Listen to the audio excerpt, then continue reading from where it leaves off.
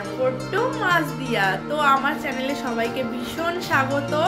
আজকে আমি তোমাদের সঙ্গে শেয়ার করতে চলেছি একটা রেসিপি, যেটা আমার বাড়িতে মাঝে মাঝেই হয়। খুব তাড়াতাড়ি রান্না করা যায় আর খেতেও খুব টেস্টি।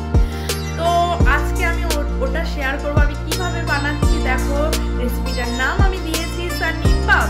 তো এই রেসিপিটা আমি তোমাদের সঙ্গে শেয়ার করতে চলেছি। তো তোমরা সবাই আমার চ্যানেলটাকে সাবস্ক্রাইব করে দিও, যারা নতুন আছো, আর যারা পুরানো আছো তাদের জন্য ভীষণ ওয়েলকাম। চলো রান্নাটা স্টার্ট করি। দেখো, এখানে সর্ষে পোস্তর গুঁড়ো ভিজানো আছে, হলুদ তার মধ্যে মেশানো আছে, সামান্য পরিমাণে চিনি দিতে হবে, লঙ্কা পরিমাণ মতন। প্রথমে মাছগুলোকে ভেজে নিতে হবে। দেখবে পাবদা মাছগুলো আমরা আগের থেকেই দেখো দিয়ে নুন হলুদ মাখিয়ে রেখেছিলাম। তো ওই মাছগুলোকে এইবার ভেজে নিতে হবে।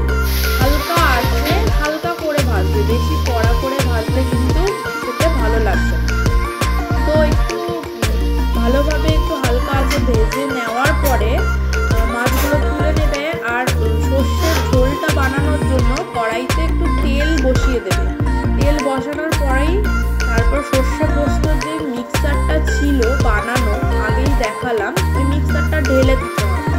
ঢেলে দেওয়ার পরে তারপরে তোমরা পরিমাণ মতন জল দিয়ে দেবে, নুন হলুদ আর ঝালটা পরিমাণ মতন দেবে, সামান্য একটু মিষ্টি দেবে। তারপরে ওই ঝোলটাকে ফুটাবে। যতক্ষণ না ফুটে উঠছে ততক্ষণ তোমরা মাছ দেবে না। যখন ওটা ফুটে উঠেছে তখন দেখো এখানে আমার ঝোলটা অলরেডি ফুটছে, তখন মাছগুলোকে সব ছাড়া হয়েছে। তো মাছগুলোকে দিয়ে দেওয়া হলো। এইবার দেখো ঝোলটা আবার ফোটাটা কিছুটা বন্ধ হয়ে গেল। এইবার তোমার যতটা ফুটছে ভালো করে ফুটিয়ে নেওয়ার পর দেখবে একটু থকথকে ধরনের হয়ে গেছে। দেখো অলরেডি আমার ঝোলটা থকথকে হয়ে গেছে। তোমরা দেখলেই বুঝতে পারবে রান্নাটা প্রায় কমপ্লিট হয়ে গেছে। এবার গ্যাসটা আমার নিভিয়ে দিতে হবে। তো এই রেসিপিটা তো বন্ধুরা তোমরা একটু ট্রাই করো, খুব তাড়াতাড়ি হয়, খেতেও খুব ভালো। আর আমরা তো মাঝে মাঝেই খাই, তোমরাও একবার ট্রাই করে দেখো। তো সবাইকে আমার চ্যানেলে ভীষণ স্বাগত।